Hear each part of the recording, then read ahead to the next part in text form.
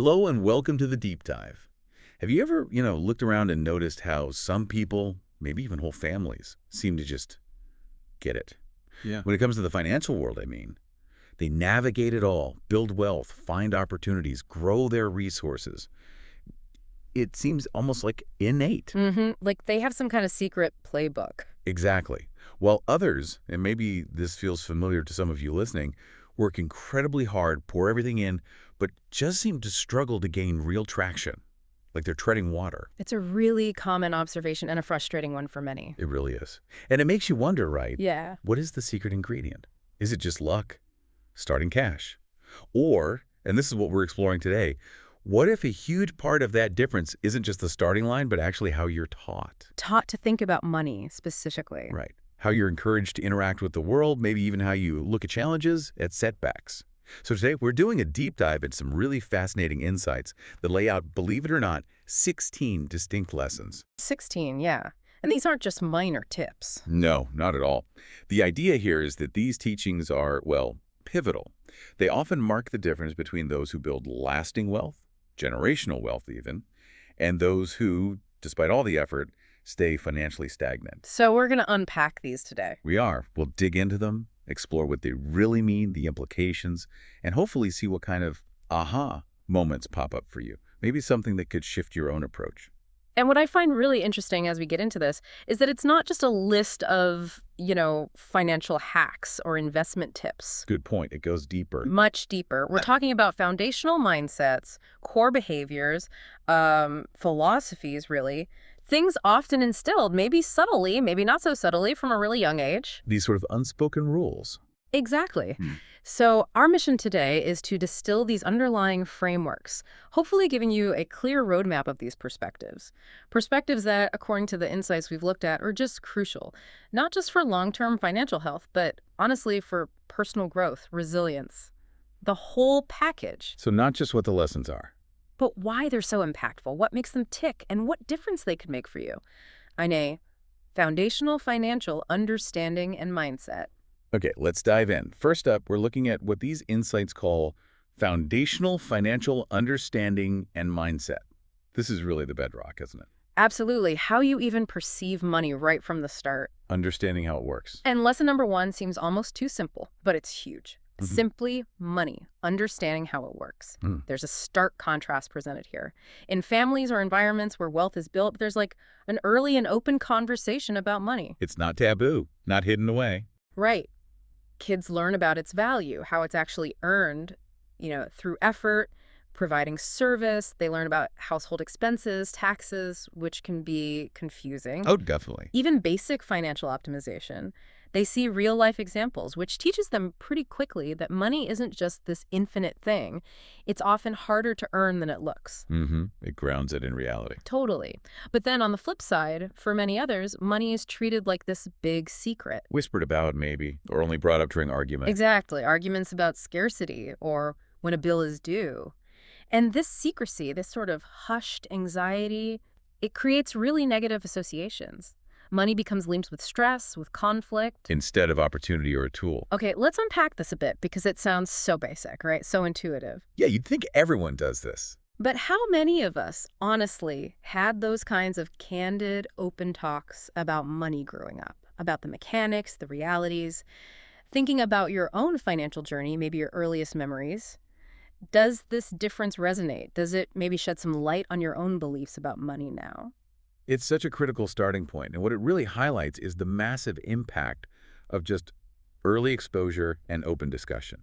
It makes you ask, if basic financial literacy isn't talked about early on, how can future generations really hope to navigate what's, let's face it, an incredibly complex economic world? It's like trying to play a game without knowing the rules. Exactly.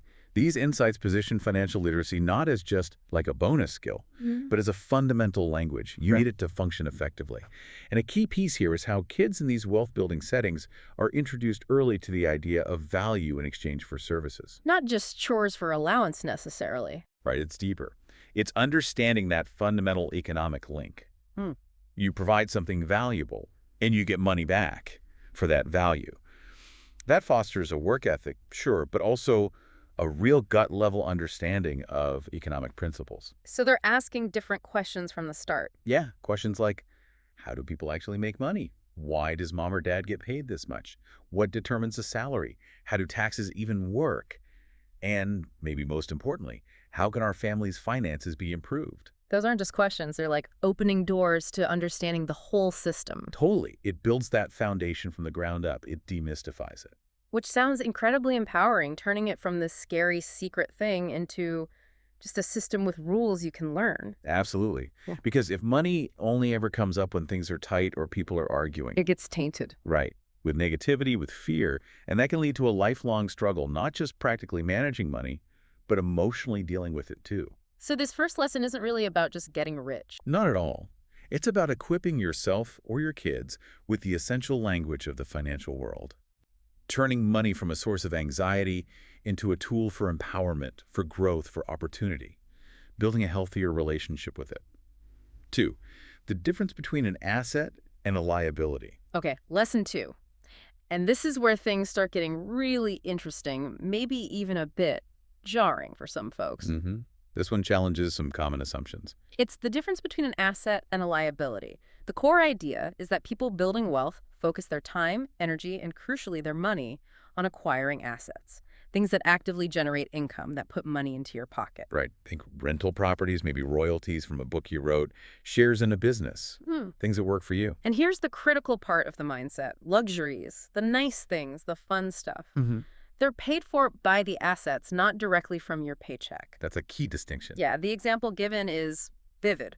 Want a fancy car? The wealth-building way isn't just buying it with salary, it's maybe buying 2 apartments first. Then the rent from those apartments pays the lease on the fancy car. Ah, I see. So the income stream pays for the luxury. Exactly. And when the car's gone, depreciated, returned, the income stream from the apartments, the asset, is still there, still growing. Okay, that makes sense. What's the other side? The other side, the approach that often leads to struggle, is spending money, often without realizing the long-term drain, on liabilities, things that consistently cost you money and don't generate revenue. Like?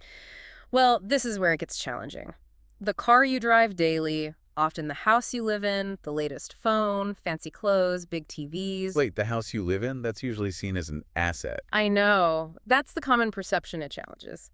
Financially speaking, unless it's generating rental income somehow, your primary residence costs you money constantly: mortgage interest, taxes, upkeep, utilities. Okay, I see the point. It's taking money out of your pocket each month from a cash flow perspective, even if the value goes up on paper. Precisely. It's a drain on resources. So the car and even the house, liabilities for many, that really flips the script, doesn't it? It really does. And this distinction is, well, it's a game changer. It's fundamental to financial literacy, a cornerstone of building wealth. If we zoom out, it's all about understanding the flow of money. Where's it coming from? Where's it going? Simple but profound. Assets put money in your pocket. Liabilities take money out. Most people get stuck in a cycle. Earn money, spend money on things that drain future money, often without even realizing it. The earn and consume treadmill. Pretty much. But wealth builders create systems where their money starts working for them, generating more capital, more income streams. That then allows them to fund their lifestyle, enjoy luxuries, but without eating into their core capital. Let's nail down those examples again. Okay, so an apartment generating rent, clear asset. A book generating royalties years later, asset. A share in a business paying dividends, asset. And the contrast. The car you drive to work, liability. Costs fuel, insurance, repairs, loses value. Yeah. No income. The house you live in, purely from cash flow. Liability, property taxes, maintenance, interest payments. It costs you every month. So it's not about never having nice things. Not at all. It's about a fundamental shift in how you fund them. It's strategic. That's a powerful way to reframe priorities. Absolutely. It moves the focus from immediate gratification, I can afford the payment, so I'll buy it now, to long-term financial health, strategic planning. And the big takeaway for you listening is every purchase, big or small, can be viewed through this lens. Is this putting money in my pocket or taking it out? That changes everything. It really does. It impacts buying decisions, cultivates strategic thinking, and builds that foundation of independence. It pushes you to ask, what's one luxury I want now that I could maybe delay? And buy an asset first. Exactly. An asset that could eventually pay for that luxury many times over, Right. letting you enjoy it without the financial strain. It's about building an engine that generates, not just consumes. 7. Money, it's a tool, and it's a good thing. All right, shifting gears slightly to another crucial mindset piece. Lesson 7. Money is a tool, and it's a good thing. Now, this might sound obvious, but our perception of money can seriously impact our financial reality. The psychology around it is huge. Definitely. Wealth builders tend to see money as, well, a neutral tool, like a hammer for a carpenter or scissors for a stylist. It's an instrument. Right, an instrument for navigation, for exchanging value, for improving life, building things. You use scissors to cut hair, not to stab yourself, right?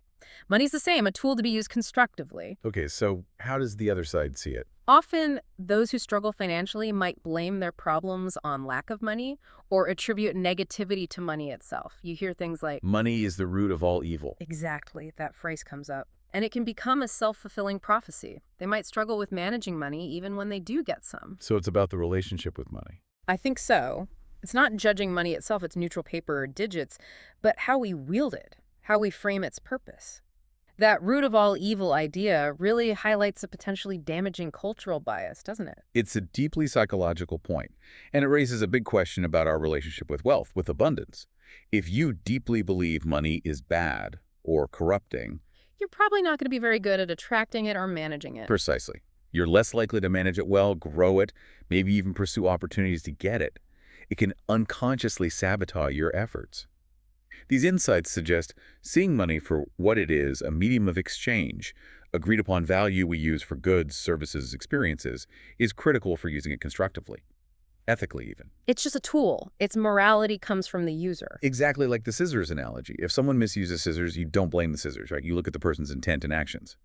Similarly, if money causes problems, it often points to a lack of understanding, maybe poor decisions or other issues, not an inherent evil in the money itself. So getting free from those negative ideas about money is a crucial first step. It opens you up to see its potential for good, for enabling things. Absolutely. It allows for a more constructive, opportunity-focused engagement. So for you listening, this is really an invitation to reflect. How do you talk about money? In your home? To yourself? What unconscious biases might you be carrying, maybe from childhood or just society, that could be affecting your financial decisions? Recognizing those and maybe actively reframing them sounds incredibly powerful. It is. It can shift your approach from fear or avoidance to strategic use. Responsible, ethical leverage of a powerful tool. 2. Cultivating growth, resilience, and long-term vision. Okay, so we've laid some groundwork on understanding money itself, how it works, what it is. Now let's shift focus a bit. To the longer view. Exactly. To an equally crucial set of lessons around cultivating growth, resilience, and developing a real long-term vision. These are the traits that sustain success over decades, not just, a good year or two. 3. They are not entitled to anything. First up in this section, lesson number 3, and this one feels particularly relevant today. The understanding that they are not entitled to anything. Ah, interesting. Especially given common stereotypes. Right. It offers a strong counter-narrative to the whole spoiled rich kid idea. The point made is that even with advantages, better tools, resources, maybe a head start. Which they often do have. Sure, but they're consistently taught the world owes them nothing. In fact, they learn the world can, and often will, take it all away if they don't perform, adapt, earn their keep. So there's pressure even with wealth. A constant pressure, yeah. A recognition that success, especially sustained success, rests on their own actions, their own grit, their own continued effort, not just coasting on daddy's money. And this lesson apparently is a key defense against the third-generation curse. Where the wealth disappears. Exactly. Where inherited fortunes crumble because later generations feel entitled, they haven't learned the value or the effort required. This really challenges that stereotype, focusing on personal responsibility no matter your starting point. What's really fascinating there is the acknowledgement of a unique pressure that comes with wealth. The idea of having more to lose. That's a powerful thought. It is. Yeah. And it's not about fostering fear, but about cultivating vigilance, a proactive mindset. It encourages a constant focus on growth, on earning your spot, staying relevant, not just passively maintaining what you have. Which is vital for long-term success. Absolutely. These insights explicitly warn that family fortunes crumble if this lesson gets ignored, if that seed of entitlement grows. Right. It paints that picture of the third generation curse very clearly. Hmm. First generation, often driven by hunger, hard work, builds it from nothing. They know struggle. Right. Second generation might maintain it, maybe with a bit more ease, feeling the hardest part is done. But the third generation, often, they never experienced the struggle, grew up with privilege. They might lose that hunger, feel entitled, spend foolishly, mismanage, and poof, the fortune's gone. So this lesson instills that a head start is just that, a start. The race still needs to be run. Precisely. Demanding continuous effort, focus, and a humble, resilient mindset. So it's about instilling that constant drive, that knowledge that past wins or advantages don't guarantee anything tomorrow. You have to keep earning it. Exactly. And for you listening, even if you're not inheriting millions, the core message is universal. Self-reliance, continuous performance. And the danger of complacency. It applies to any goal, personal, professional, financial. Sustained success anywhere is an active, ongoing process, not a status you just achieve and hold. Makes you ask yourself, am I really earning my success today or just coasting on yesterday? That's the question it raises. 5. Stop expecting immediate results and avoid magical thinking. Moving to lesson 5. This one feels particularly aimed at our modern world, doesn't it? Stop expecting immediate results and avoid magical thinking. Oh yeah, in our instant gratification culture. Totally. Instant entertainment, food in minutes, constant connection. It's so easy to expect everything to happen fast. But we forget that true, deep, lasting wealth and maybe genuine happiness too rarely shows up overnight. The overnight success story is usually years in the making. Exactly. And the insights point out that those who struggle financially often do expect quick fixes. Winning the lottery, a sudden inheritance, some miracle investment. Hoping for a shortcut. Right. And here's the kicker. Even if they do get a windfall, they often lack the financial education, the strategic mindset, the patience to manage it. So it disappears just as quickly. Often, yeah, it gets blown through. But the contrast. Wealth builders prioritize playing the long game. Banking in bigger chunks of time. Yeah, like 5, 10, even 20 years out, not just next week or next month. This is such a profound point, directly challenging that societal pull towards immediacy.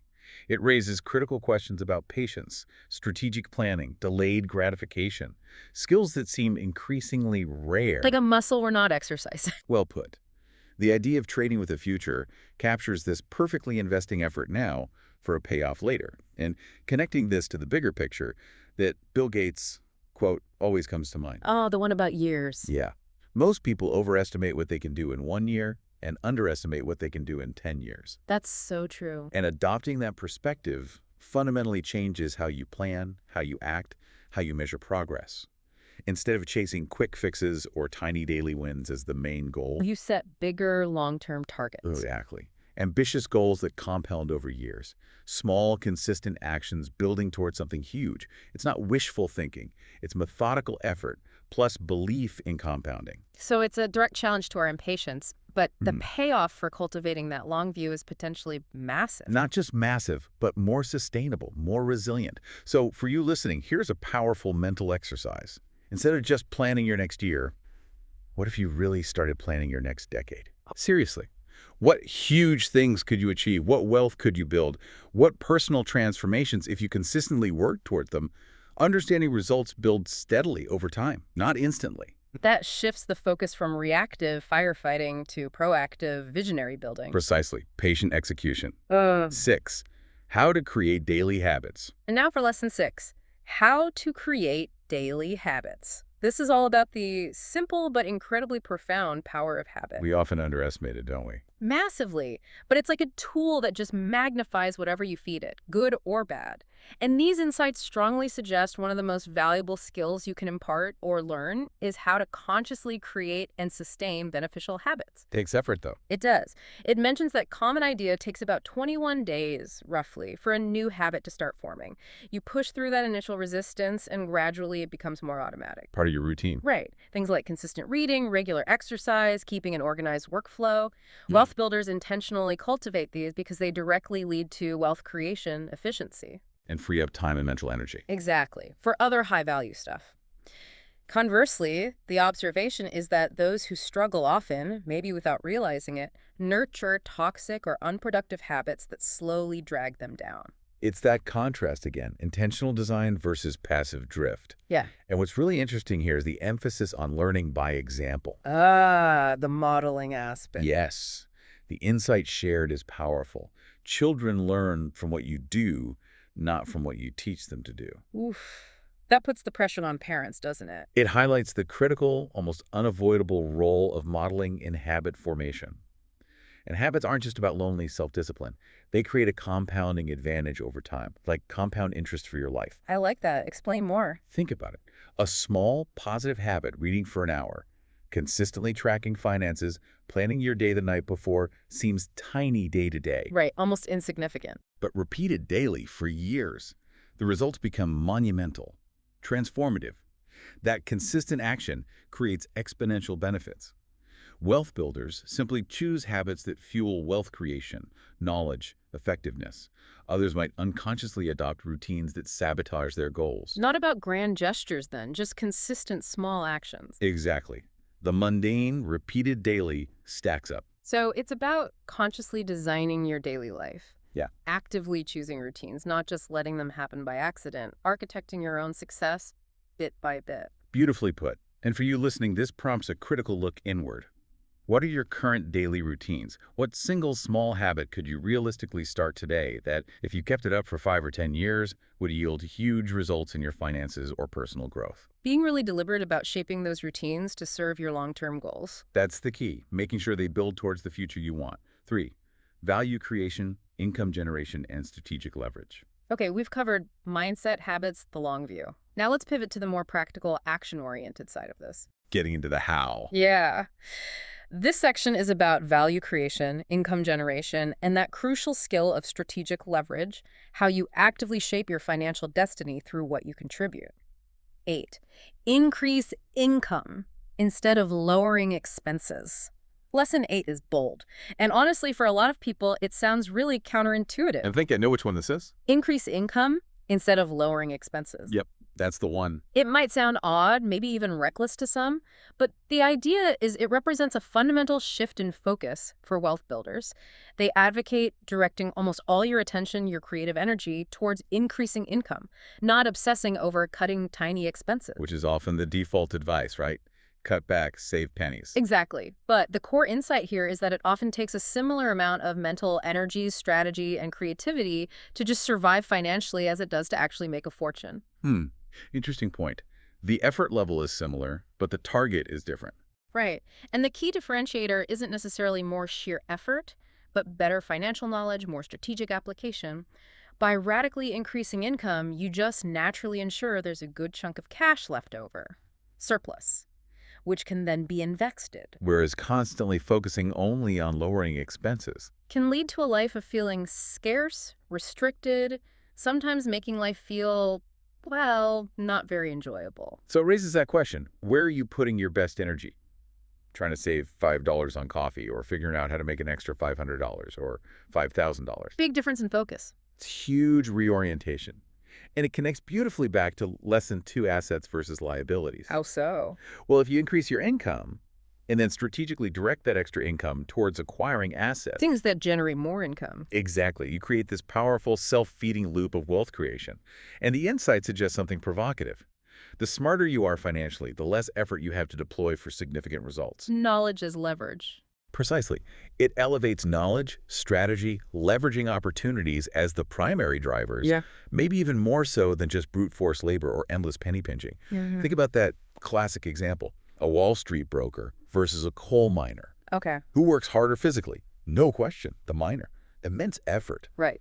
But the broker's specialized knowledge, their financial understanding, their market positioning, allows for vastly higher income with far less physical strain. Now, this isn't devaluing hard physical work at all. No, of course not. But it highlights the incredible leverage this specialized knowledge provides. So the wealthy, operating from this mindset, they genuinely don't lose sleep over a $5 coffee or the $30 movie ticket. Because their focus is elsewhere. Their primary focus is on constantly increasing the inflow, making those small outflows relatively insignificant in their growing financial picture. So it's about amplifying your potential to generate rather than just minimizing your current consumption. Sounds way more expansive, more empowering. It is. So for you listening, it's a powerful invitation. Where are you directing your best financial energy and creative thinking right now? Mostly on cutting costs, maybe feeling restricted, Or actively, creatively, strategically focused on generating more value, developing skills, increasing your income streams. That shift in primary focus could unlock huge potential. Immense potential, leading to a far more abundant approach. 9. Knowledge is more valuable than money in the long run. Lesson 9 really resonates if you're thinking about building something truly sustainable, truly resilient. It's knowledge is more valuable than money in the long run. The invest in yourself principle. Exactly. That old saying, invest in yourself, it pays the best dividends, totally captures it. And this isn't just about formal school, right? It's about a lifelong commitment to increasing your knowledge, honing your skills, strategically investing your time to become genuinely valuable to the world. Because value attracts reward. That's the principle. Truly valuable people create significant value for others, and in return, they get what they want, often including financial rewards. And here's a critical observation made. The idea of consciously trying to become a valuable person, building your human capital. It's often not really taught or prioritized in environments where people struggle financially. Interesting. So what's the contrast? Wealth builders actively encourage their kids to try lots of things, explore diverse activities, gain a broad range of skills and experiences. It gives them a head start on that whole 10,000 hours to master anything idea. Right, accelerating that process of becoming skilled, knowledgeable. And what's really key here is the distinction between just having money, which can be volatile, right? Yeah. It can be lost, devalued, Easily. versus accumulating value in yourself. Mm-hmm. Knowledge, skills, expertise. Once you truly have them, they make you indispensable, adaptable. You can generate money consistently, regardless of market swings. Exactly. So it raises that important question for your own growth, your career. How can you actively become more indispensable in your field, to the world? The more valuable you are, maybe filling a critical role, creating a product that solves a real need, showcasing a unique talent that helps people. The greater your capacity to generate wealth and achieve your goals. Right. That 10,000-hour rule just emphasizes that mastery takes dedication, effort, time. So encouraging diverse activities early on speeds up that process. Knowledge here isn't just facts, it's applied understanding, wisdom to leverage what you know, to create, to contribute. So it's like actively turning yourself into an appreciating asset, a source of value that can't just be taken away. That's a great way to put it. So for you listening, it prompts that ongoing self-check. What specific skills are you actively developing right now that make you more valuable? To others, to your employer, to the market. Are you consistently investing in learning and growth in ways that actually boost your capacity to create value? It's not a one-time thing. It's an ongoing compounding investment with unparalleled lasting returns. 10. Don't work for money. Have money work for you. Okay, this next one, lesson 10. For many, this feels like the ultimate goal, the centerpiece of getting rich, right? The Holy Grail, some might say. Don't work for money, have money work for you. It's that huge idea of your money actively making more money for you instead of you constantly trading your limited time and energy directly for cash. Breaking free from the time for money trap. Exactly. Most people live that way. Exchange time for money, then spend the money. Cycle repeats. But wealth builders operate differently. They strategically use the money they do earn to create more money, often through Passive income streams. right, and they're relentless about it, even pursuing small trickles of passive income, because each one frees up a bit more of their most precious resource time. It starts small, but builds. Yeah, often starting businesses with little capital, then smartly reinvesting revenue to outsource tasks, freeing themselves up to focus on growth, on strategy, on new opportunities. And they overcome that limiting belief. That you need huge amounts of cash just to start investing or building passive income. That belief keeps so many people stuck. It really does. And this lesson, as you said, is central. It ties directly back to assets versus liabilities. Zooming out, it's all about building scalable, sustainable systems.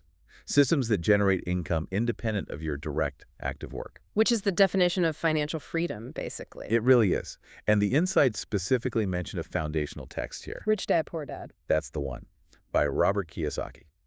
For countless people, that book was the light bulb moment, the entry point into understanding this whole concept of money working for you. It shifts perspectives profoundly, and the idea that you can start a business with under $100 or even for free using skills and time. That directly tackles the need money to make money myth. Completely. The strategy is clear. Generate some initial revenue, then use that to smartly outsource the mundane stuff. Freeing up your time. Your most valuable asset. allowing you to focus on the high-level strategy, innovation, scaling, Hmm. the things that really move the needle. It's about building a financial engine that runs itself, fuels itself. So it's the strategic use of current resources, time, initial cash, to create more time and more cash, a virtuous cycle. Absolutely. Virtuous and compounding. Right. So for you listening, it's a powerful question. How could you start generating passive income, even in small ways? To gradually reclaim your time, shift your focus from just earning to actively building and leveraging. Designing a life where your financial systems support you, not the other way around. Creating that long-term leverage, that's the goal. 11. Solving problems is the quickest way to get rich. Lesson 11 draws a really clear line in the sand. Solving problems is the quickest way to get rich. So what does that really mean? It feels like the fundamental difference between just getting paid for doing stuff and getting rich by creating massive value. It's about scale and impact. Exactly. Wealth builders focus their energy, their intelligence on identifying and solving big problems, problems affecting lots of people, society, and then creating scalable products or services to meet that need. And the bigger the problem you solve effectively. The richer you're likely to become. That's the direct statement. They actively avoid single activity, repetitive work. Because it's easily automated or outsourced. Right. Its value is inherently limited. But many people are paid primarily for those kinds of jobs, delivering the paper, washing the car, answering the phone, necessary tasks, but they don't scale in value creation. Yeah, that shift in perspective is huge. From just doing tasks to actively identifying and solving widespread problems. It makes you ask, what large unmet needs or big inefficiencies exist out there in the world, your community, your industry, that you could potentially tackle? It's about scaling your impact to the size of the problem. The examples really drive it home. They do. Like delivering the newspaper. That core need for information evolved into content websites, digital media. Same goal, massively greater reach, less manual work. Or answering the phone. Evolved into automated messaging, smart chatbots, virtual assistants. These insights even mention advanced AI, like Google's, potentially transforming or ending traditional receptionist roles. It's constant evolution driven by problem solving. And then the big names. Right. People like Elon Musk, Mark Zuckerberg, Jeff Bezos. Yeah. They didn't just invent gadgets. They identified massive human problems or desires, space travel, global connection, access to goods, and created incredibly scalable solutions for millions, even billions. People pay for solutions to big problems. Absolutely. Significant money for effective, far-reaching solutions. So it's about cultivating a broader vision, training yourself to spot those big pain points, and then focusing your creative energy on a solution that can reach many. A mindset of impact. Precisely. So for you listening, it encourages a different lens on your work, your career, maybe your entrepreneurial ideas. Instead of just what job can I do, start asking, what significant problems do I see that, if solved creatively and effectively, could create huge value for many? That entrepreneurial problem-solving mindset seems like a direct path. A proven path to substantial, enduring wealth. Kafari. Strategic mindset and personal character. Okay, we've hit foundational understanding, long-term vision, creating value. Now for the final, crucial category. Wrapping it all together. Yeah, the strategic mindset and personal character traits that really underpin and sustain all these other lessons. 12, not to waste time on things that do not correlate to the real world. All right, lesson 12, buckle up, because this one makes a very strong, maybe even controversial point about education today. Uh-oh. I think I know where this is going. It's not to waste time on things that do not correlate to the real world. The core message is to critically, pragmatically assess education choices based on their direct, tangible link to the marketplace, to real-world value.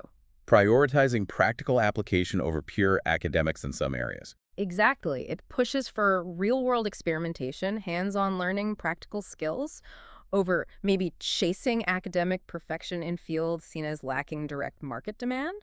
And there's a sharp critique here, suggesting parts of the current education system often saddle students with huge debt for skills not highly valued by the market.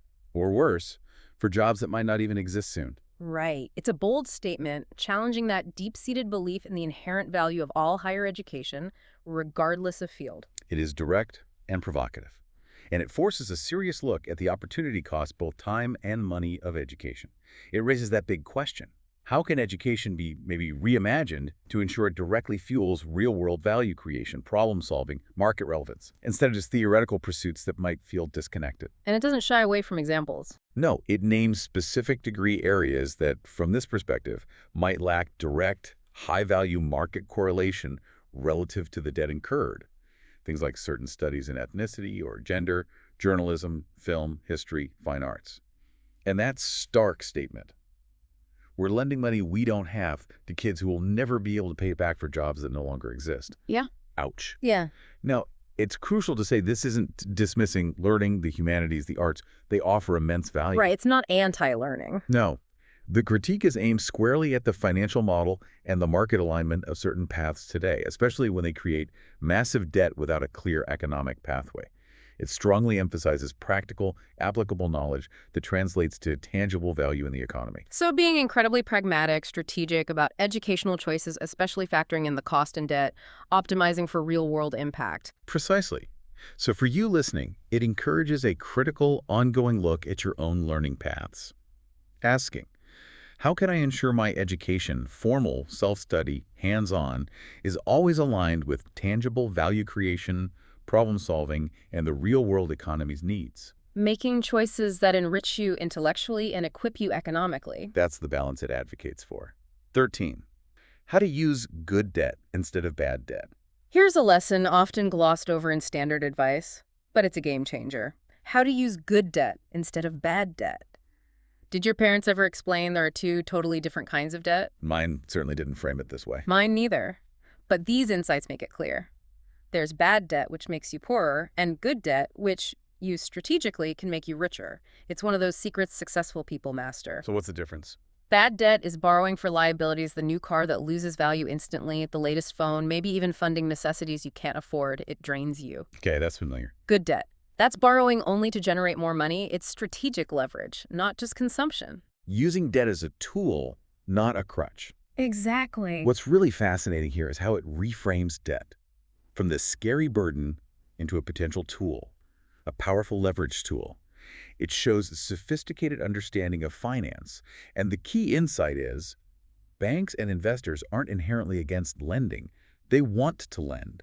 But on their terms. Right.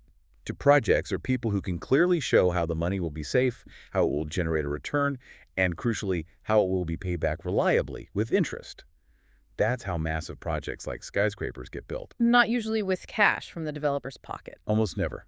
It's largely borrowed money because the lender is confident the project, the asset, will generate enough income, rent, appreciation to cover the debt and make a profit. Which is totally different from borrowing for a new phone. Completely different. One funds an income-producing asset, the other funds a depreciating consumer good that drains cash.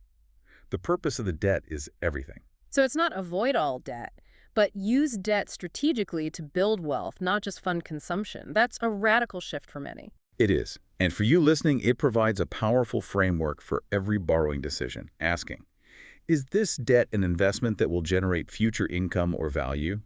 Or is it just funding a liability? Becoming a savvy borrower, using finance as a tool. Exactly. Making choices that propel you towards wealth, not away from it.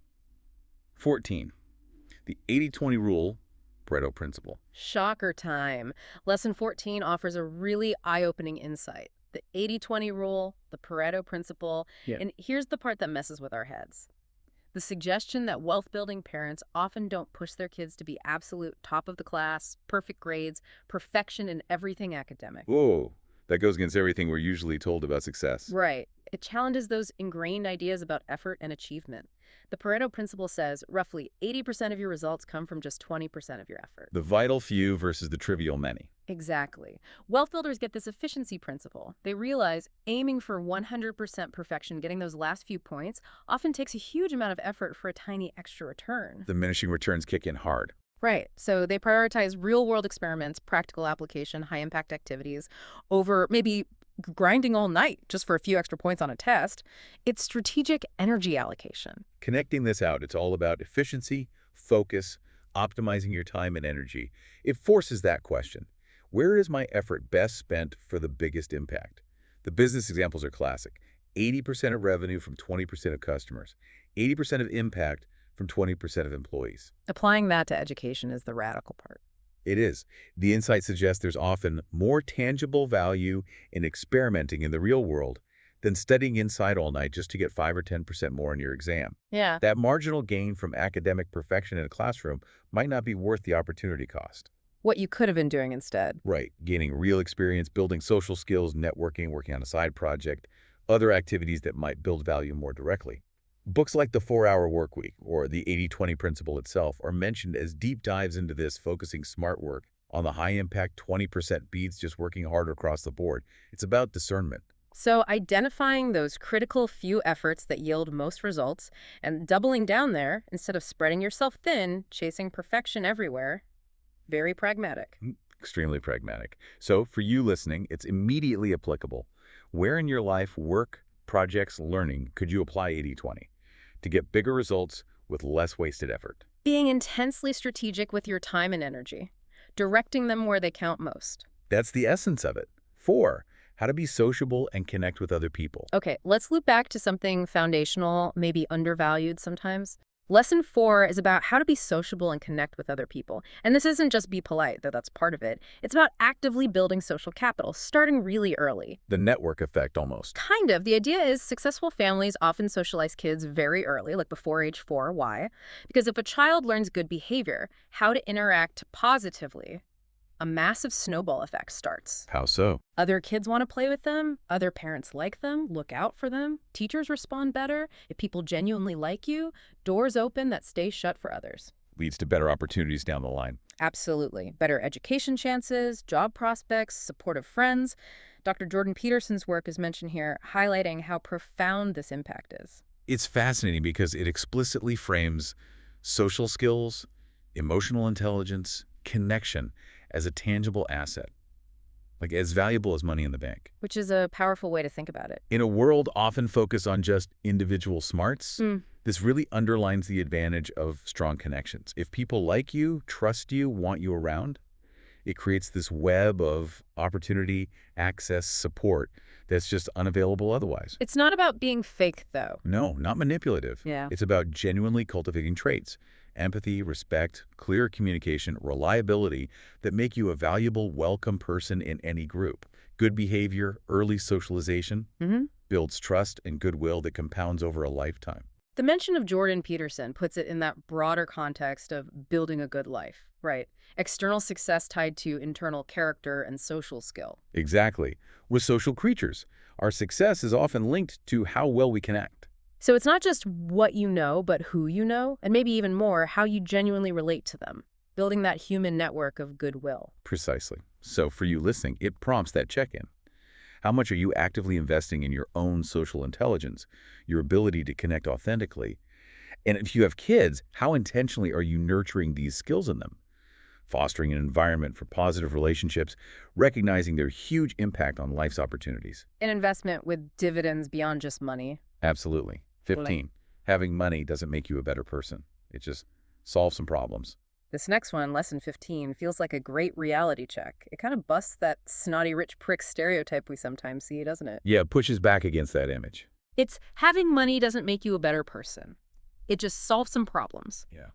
While the stereotype might be arrogance, the insight here argues that unless money was just handed over with zero effort, most truly successful people worked incredibly hard, often through real struggle. The journey itself shapes them. Right. And that journey often instills deep, genuine humility, not arrogance. They understand humility, empathy, respect for others are crucial regardless of bank balance. They know money's limits. Exactly. Money can buy comfort, security, experiences, great things. But it can't buy peace of mind, true happiness, deep relationships, or a clear conscience. It's a powerful lesson learned, often the hard way.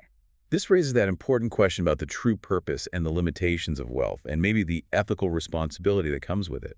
The idea that the hard work itself often instills humility is key. You remember the effort, the uncertainty. You don't take it for granted. Right. So this perspective clarifies. Money is a powerful tool for solving material problems, providing comfort, access. But it is not a source of inherent virtue or moral superiority. Doesn't magically fix your character. Not at all.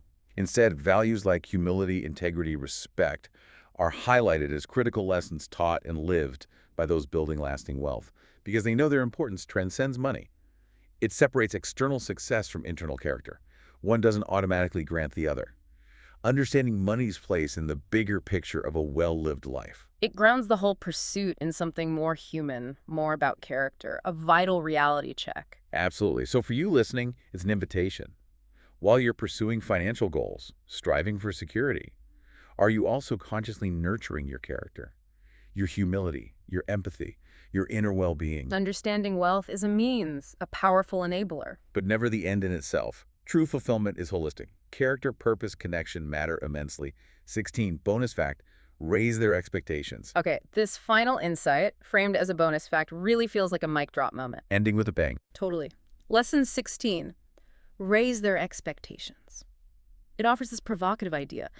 The real secret to financial success isn't lowering your bar to match where you are now. Which is advice you sometimes hear for happiness. Right, but this is the opposite. The secret is to consistently, courageously raise your expectations and then work like hell to meet them. Aim higher. Yeah.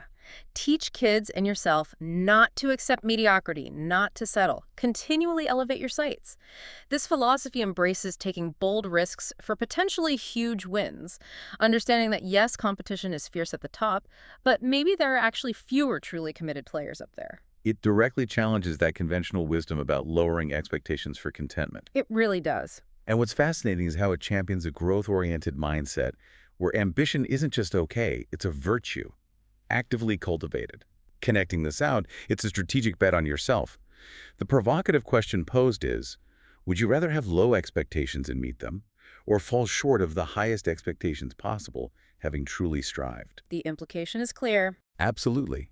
Even if you fall a bit short of a massive goal where you land the growth you achieve, the level you reach is almost certainly going to be far higher, more fulfilling, more impactful than if you just aimed low and hit it.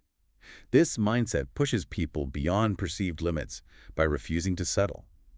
It understands big rewards often require big ambition, courage, stepping into challenges others avoid, choosing aspiration over complacency. Setting a genuinely high bar for yourself, your life, your finances, and then committing fully to reaching for it, regardless of the difficulty. It's a call to aim for greatness. Indeed. So for you listening, it's an empowering, maybe even liberating thought. It invites you to ask, what big risk are you willing to finally take? Yeah. What high expectation are you ready to courageously set for yourself and your life? To fundamentally elevate your financial journey, your growth, your purpose. A powerful call to push beyond comfortable limits and embrace audacious goals. Exactly. Outro. Wow, what an incredible deep dive that was. We've really covered some ground today, haven't we? We certainly have. From the absolute basics of understanding money to the psychology of entitlement, the amazing power of habit solving big problems. It's so clear that building wealth isn't just about income or investments. No, it's much broader. A whole philosophy of life, almost. Yeah, how you think, how you act, how you strategically engage with the world and its opportunities. And all these insights we've explored today really leave us with a potent, very personal question, I think. Which is, If these lessons are as transformative as they seem, what one single insight, what one core principle will you listening commit to applying, or maybe teaching? The one you believe will make the most significant, lasting difference in your long run, shaping your future decades from now. that's a powerful takeaway question. And this whole deep dive really raises that ongoing question for all of us, wherever we are financially. Are we consciously, deliberately cultivating the mindsets, the habits, the character traits that will serve us and maybe serve future generations too, especially in a world that keeps demanding more value, more adaptability? It's a continuous journey. Definitely. The journey being well-informed, well-positioned, living purposefully, it's ongoing, requires continuous learning, reflection, and the courage to apply these kinds of insights. Well said. Thank you so much for joining us for this deep dive. If you found these perspectives valuable, if anything sparked an aha moment, maybe share this deep dive with someone you think might benefit too. You can find us wherever you get your audio content, and we hope you'll follow us for more explorations into fascinating ideas. We always love hearing your thoughts and insights on our social channels too. We look forward to connecting with you on our next deep dive as we keep unpacking the knowledge to help you thrive.